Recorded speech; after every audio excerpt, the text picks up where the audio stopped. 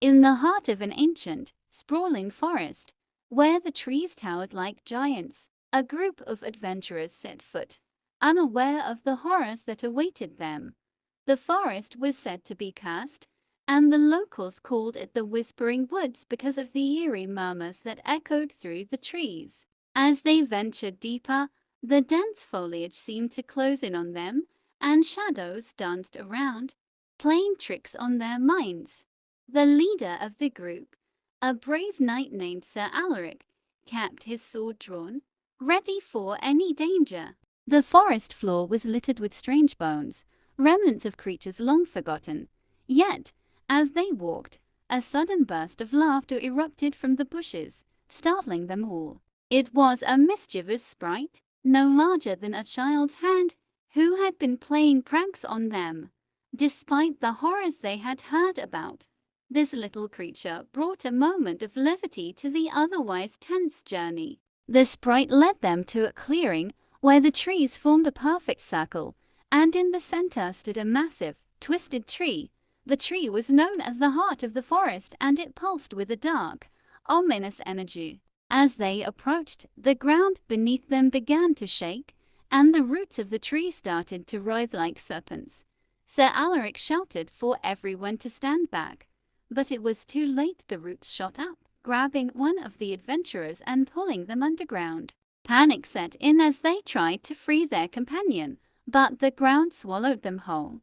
Just when they thought all was lost, the sprite reappeared, giggling and pointing to a nearby stone. It was a puzzle of sorts, with strange symbols carved into it. They realized that solving the puzzle would release their friend from the forest's grip. After a tense few minutes of trial and error, they managed to align the symbols correctly, and the ground spat their friend back out, shaken but unharmed.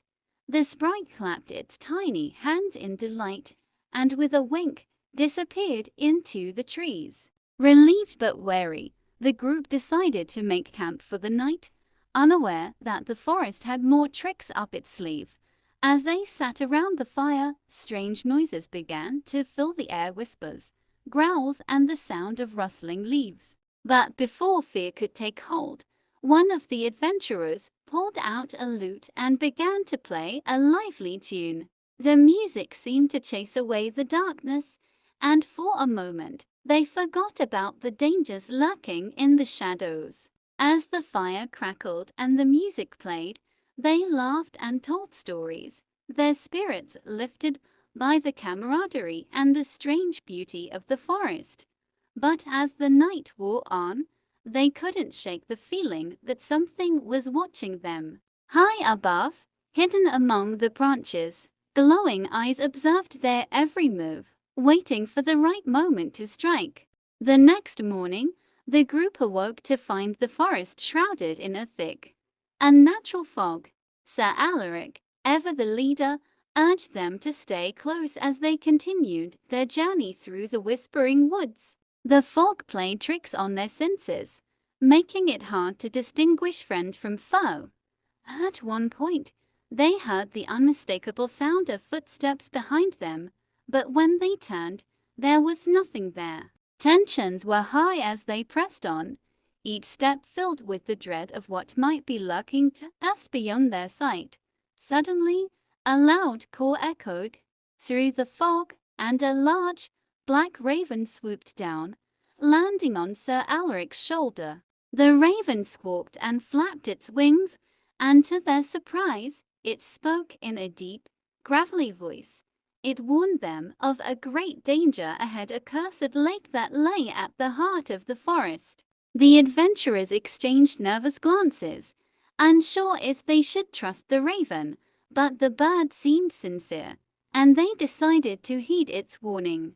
As they approached the lake, the fog lifted slightly, revealing a body of water that was as still as glass. The surface reflected the twisted trees around it, creating an eerie mirror image that sent shivers down their spines. The raven cawed again, circling above them as they cautiously approached the water's edge. Just as they reached it, the ground beneath them gave way, and they tumbled into a hidden pit. They landed in a cavern filled with glowing mushrooms and strange, bioluminescent plants. The walls of the cavern were lined with ancient, rune-covered stones, and in the center stood a massive statue of a long-forgotten god. As they marveled at the strange beauty of the cavern, a low rumble echoed through the chamber, and the statue's eyes began to glow. The ground trembled as the statue came to life, its stone limbs creaking and groaning as it moved. The adventurers drew their weapons, ready to defend themselves, but the statue merely tilted its head and stared at them with glowing eyes. Then, with a loud, booming voice, it asked them a riddle. The riddle was complex, filled with ancient words and cryptic clues, but Sir Alaric, with his quick wit, managed to solve it.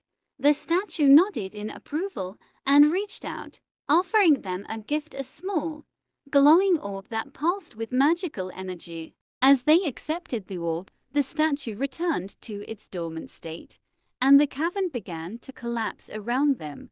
With no time to lose, they scrambled to find an exit, the ground shaking beneath their feet. Just as the ceiling began to cave in, the raven reappeared, leading them to a hidden passage that took them back to the surface.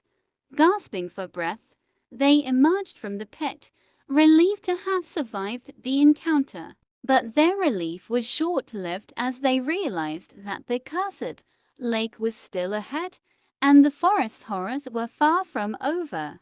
The cursed lake loomed before them, its dark water shimmering with an unnatural light.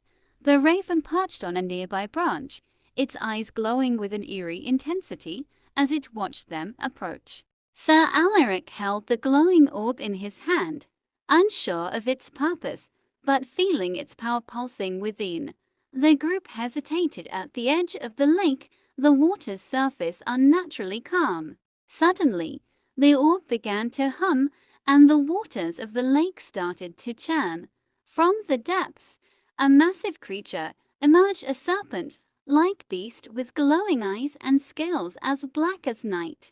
The adventurers recoiled in horror, but Sir Alaric, driven by instinct, raised the orb high. The creature hissed, its eyes locking onto the orb, and then, to their amazement, it began to shrink. The once terrifying beast was now no larger than a common snake, and it slithered away into the forest, disappearing into the underbrush.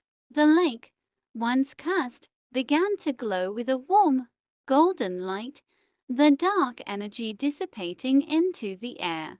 The adventurers stood in awe as the forest around them began to change. The twisted trees straightened, their bark softening to a rich, healthy brown. Flowers bloomed where there had been only darkness, and the air was filled with the sweet scent of nature's rebirth. The raven called, its voice now soft and melodic, as it flew to Sir Alaric's shoulder once more. The bird whispered that the curse had been broken and that the forest was now free. With the danger gone, the group celebrated their victory, laughter and joy filling the once haunted woods. They explored the now beautiful forest, finding hidden groves filled with vibrant plants and animals that had been long forgotten. But as the day wore on, they realized that it was time to leave. The forest, though now peaceful, held memories of their harrowing journey, and they were eager to return to their homes. As they made their way back to the forest's edge, they were surprised to find the sprite from before waiting for them.